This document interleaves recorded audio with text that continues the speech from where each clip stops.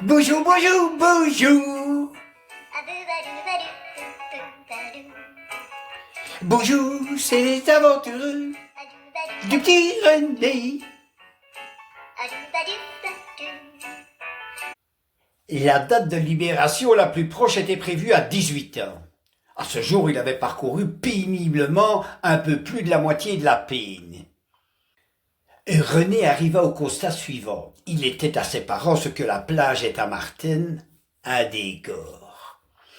Dans ce contexte enchanteur, il fut confronté à deux choix. Empoisonner la mère, la découper et la donner à bouffer au chien du voisin façon boulette. Ou entrer à l'internat. Comme il n'était pas doué en découpe de viande et qu'il avait peur des chiens du voisin, il choisit l'internat. Un peu comme on entre à l'usine, par nécessité, pas par choix. Mais il va devenir dingue ce gosse ou quoi? À l'époque, ce genre d'établissement basait l'éducation sur trois grands axes.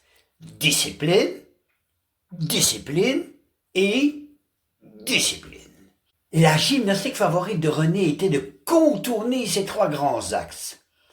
Il n'avait jamais bien compris le plaisir que prenaient certains éducateurs à faire régner cette sournoise terreur comme un modèle éducatif probant.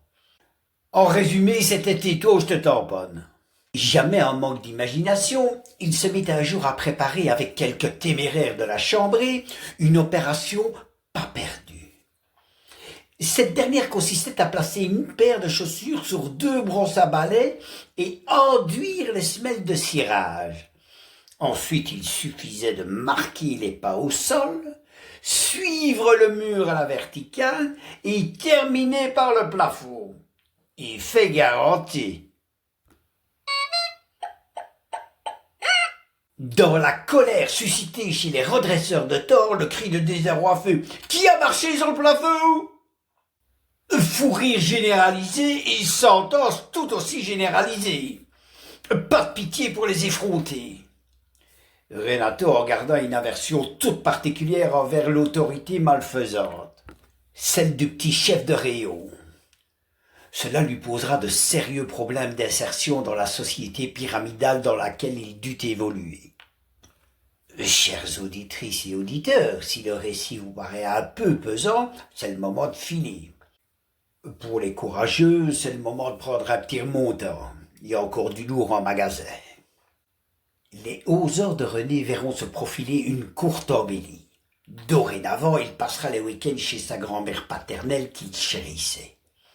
C'était très nouveau pour lui. Pas qu'il ait une grand-mère, non, mais d'être choyé, oui. Enfin un port de plaisance où se poser. Celui-ci sentait beau les plats mijotés et la capitainerie assurait le bon déroulement de l'organisation avec gentillesse et amour. Ça aussi, c'était très nouveau. Son adorable grand-mère s'était retrouvée veuve jeune, trop jeune. Elle avait régulièrement des moments de tristesse que René devinait derrière ses sanglots maladroitement dissimulés.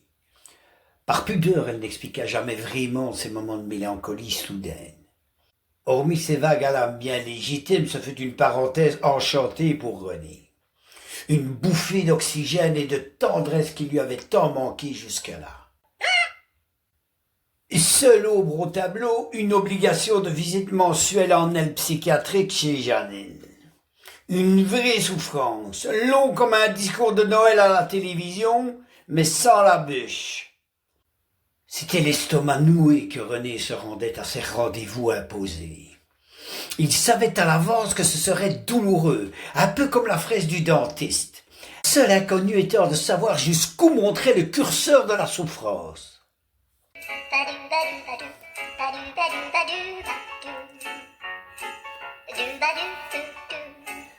Bon, pour les courageuses et les courageux, à la semaine prochaine.